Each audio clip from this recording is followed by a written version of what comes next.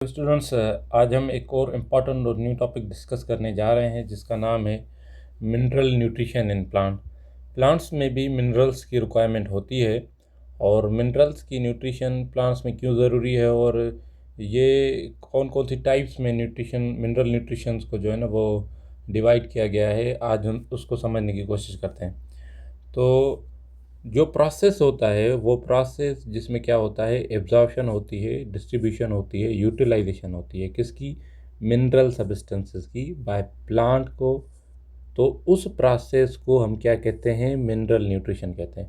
Mineral nutrition उस process को कहते हैं जिसमें एब्जॉर्प्शन हो न्यूट्रिएंट्स की, उसके अलावा डिस्ट्रीब्यूशन हो, उसकी यूटिलाइजेशन हो।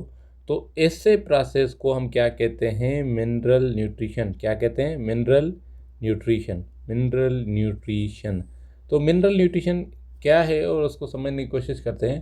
प्लांट को डिफरेंट न्यूट्रिशंस चाहिए होती हैं, वह न्यूट्रिशंस एसेंशियल होती हैं प्लांट की ग्रोथ के लिए। इनको दो कैटेगरीज में डिवाइड किया गया है। एक कैटेगरी को हम कहते हैं मैक्रो न्यूट्रिएंट्स और दूसरी कैटेगरी को हम कहते हैं माइक्रो न्यूट्रिएंट्स।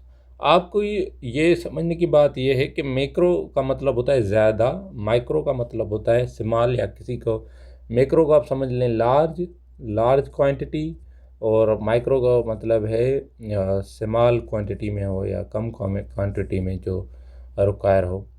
तो इसका मतलब ये नहीं है कि माइक्रो का मतलब स्मॉल है तो लार्जर क्वांटिटी जो है ना वो बहुत ज़्यादा इम्पॉर्टेंट है, स्मॉल क्वांटिटी उसकी इम्पोर्टेंस कम है। इम्पॉर्टेंस इन दोनों की है, मगर हमारी प्लांट को जो ज़रूरत में ज़्यादा होते हैं वो माइक्रो न्यूट्रिएंट्स होते हैं, जो ज़रूरत में कम होते हैं उनको हम माइक्रो न्यूट्रिएंट्स कहते हैं। मगर इम्पॉर्टेंट ये दोनों हैं। तो ये इनकी क्लासिफिकेशन इस कुछ इन बुनियाद पर की गई है। वो इसेंशियल प्लांट न्यूट्रिएंट्स, ये सारे के सारे इसेंशियल होते हैं, ज़रूरी होते हैं आप प्लांट्स की ग्रोथ के लिए। तो अगर वो न्यूट्रिएंट्स जो आप एयर और वाटर से लेते हैं, मीन्स हवा और पानी से, तो उनको दो कैटेगरीज में डिवाइड किया गया है। एक है कार्बन, दूसरा है हाइड्रोजन। कार्बन जो होता है वो CO2 के फॉर्म होता है, हाइड्रोजन जो होता है वो H2O के फॉर्म में, सॉरी, हाइड्रोजन H2O के फॉर्म में ही होता है जो हमें वाटर से मिलता है, और कार्बन जो एयर से मिलता है वो कार्बन डाइऑक्साइड के फॉर्म में होता है।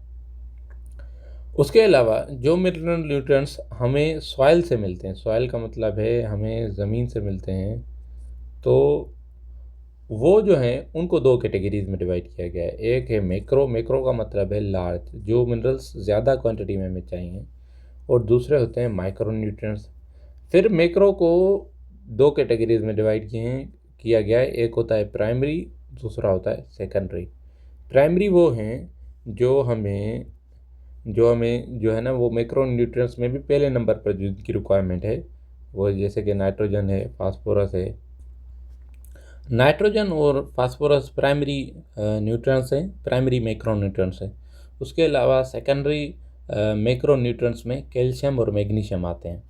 और माइक्रो न्यूट्रिएंट्स जो हमें स्मॉल क्वांटिटी, कम क्वांटिटी में जो है ना वो हमारी बॉडी को ज़रूरत में होते हैं। उसमें जिंक है पहले नंबर पर, कॉपर है, मैंगनीज़ है, आयरन है, बोरान है, मोलिब्डेनम है, क्लोरीन है और निकल है।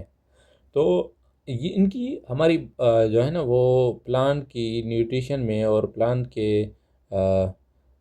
प्लांट में इनका रोल क्या होता है, रोल ऑफ नाइट्रोजन और मैग्नीशियम, आज हम इनको जो है ना वो भी स्टडी कर देते हैं। नाइट्रोजन जो होता है वो इसेंशियल होता है अमीनो एसिड की सिंथेसिस के लिए। जो प्रोटीन्स होते हैं ना,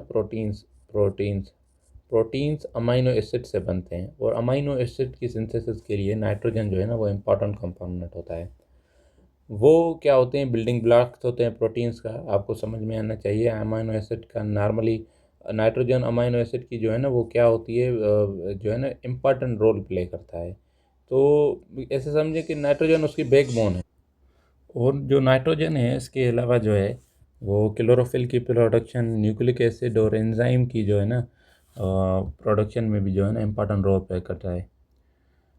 उसके अलावा नाइट्रोजन की जो डिफिशियंसी है उसके सिम्टम क्या होते हैं, स्टंटेड ग्रोथ का मतलब है कि प्लांट की ग्रोथ जो है ना वो क्या हो जाती है, रिस्ट्रिक्ट हो जाती है। रिस्ट्रिक्ट मीन्स कम हो जाती है। और रिड्यूस्ड यील्ड, उसकी पैदावार भी जो है ना वो क्या हो जाती है, रिड्यूस्ड हो जाती है, कम हो जाती है। और देयर फॉइलेज पेल ग्रीन, उसका जी फॉइलेज जो होती है वो पेल ग्रीन की तरह होते हैं। जैसे कि ये देखो ना, कम जो ये तो मैग्नीशियम की है, मगर इसमें कोई इसका एग्जांपल नहीं लिखा हुआ। तो पेल ग्रीन का मतलब है कि उसका कलर जो है ना वो प्योर ग्रीन नहीं होता, उसकी ग्रीन से वो थोड़ा कलर जो है ना वो चेंज हो जाता है।